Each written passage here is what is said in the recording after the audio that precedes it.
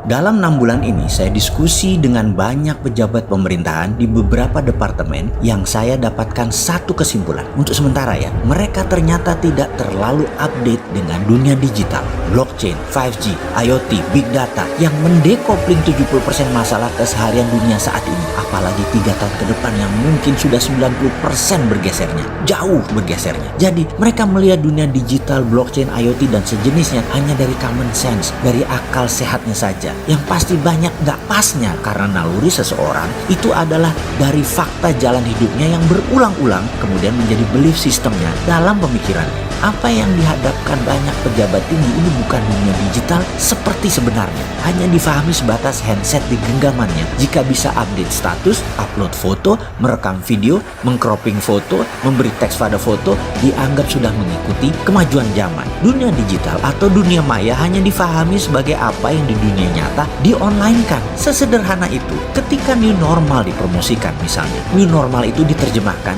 silahkan menjalankan kehidupan seperti sedia kala, hanya sekarang ditambah protokol COVID wajib dijalankan. Jadi new normal adalah kehidupan seperti dulu ditambah protokol COVID. Mek ngonotok pemikiran. Begitu pakai masker, pakai face shield, sarung tangan, lengan panjang, sudah silahkan bertebaranlah kalian di muka umum lagi. Simple ya pemikirannya dan tindakannya juga simple.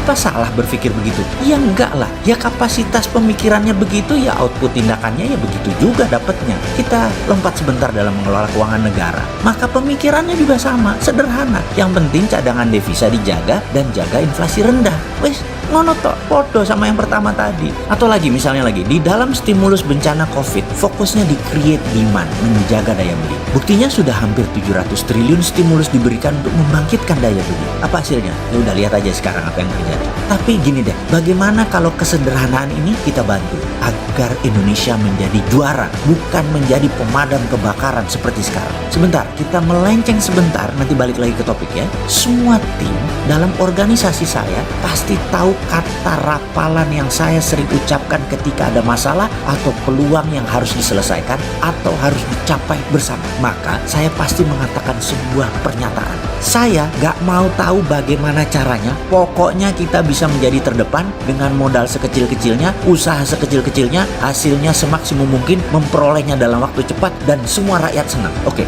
maaf saya beri ilustrasi biar kebayang dalam pikiran sahabat semua. Misalnya bagaimana Dinaran dengan tim back end di Bali dan front end di Jakarta dengan kekuatan 21 orang ini dalam 3 tahun Dinaran harus bisa mengalahkan BCA dengan 25.000 karyawan dan 1.200 cabang. Maka kalimat saya adalah saya nggak mau tahu bagaimana caranya, pokoknya Dinaran harus bisa melewati BCA dalam 3 tahun dengan modal sekecil-kecilnya, usaha semudah-mudahnya dan lakukan sekarang. Tim tidak boleh nambah, sarana seperti sekarang, server engine mengikuti pertumbuhan, lalu update dengan teknologi pembayaran, nyambung dengan GPN, kris, bisa terima dana dari luar negeri, bank kastodiannya nambah, bisa menerima 20 macam pembayaran dan bisa transfer ke 20 macam keuangan dan semua ternyata sudah siap infrastrukturnya 15 Juli 2020 yang dijadikan hari launching Dinaran setelah beta soft launching 20 Mei 2020 kemarin. Kepada semua tim saya nggak tahu apa yang mereka rapatkan, mereka strategikan, mereka debatkan, pokoknya 15 Juli ini semua harus mulai dijalankan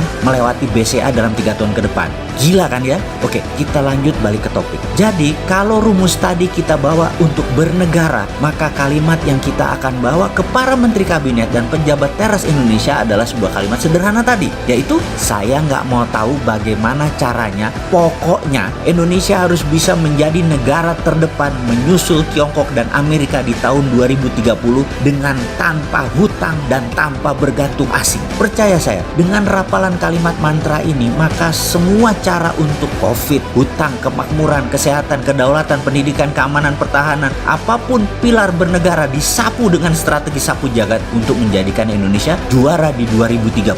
Strategi ini tidak parsial seperti hanya COVID diselesaikan seperti saat ini. Tidak, harus semuanya. Mungkin dengan mantra yang kita ucapkan tadi, bagaimana Indonesia juara dunia di tahun 2030, ini banyak anak muda yang bersemangat mengatakan bisa. Sementara generasi yang usianya di atas 50 tahun pasti keleyengan kepalanya, lalu bertanya, diapain ya negara ini? Itulah mengapa saya menaruh harapan bangsa ini kepada anak muda yang update sama digital yang usianya sekarang di bawah 40 tahun. Mereka adalah digital warrior Nusantara. Mereka adalah digital patriotism Nusantara. Sehingga membuat Indonesia menjadi digital sovereignnya atau kedaulatan digital Nusantara kembali ke pangkuan Ibu Pertiwi. Tidak seperti sekarang dalam dunia digital Indonesia. Indonesia tidak berdaulat sama sekali karena generasi yang usianya di atas 50 tahun ke atas nggak paham apa itu digital. Ekonomi digital yang harusnya bagian dari new normal, keluarga digital juga bagian dari new normal, kesehatan digital bagian dari new normal, bernegara digital dan digital politik adalah generasi muda di bawah 40 tahun yang paham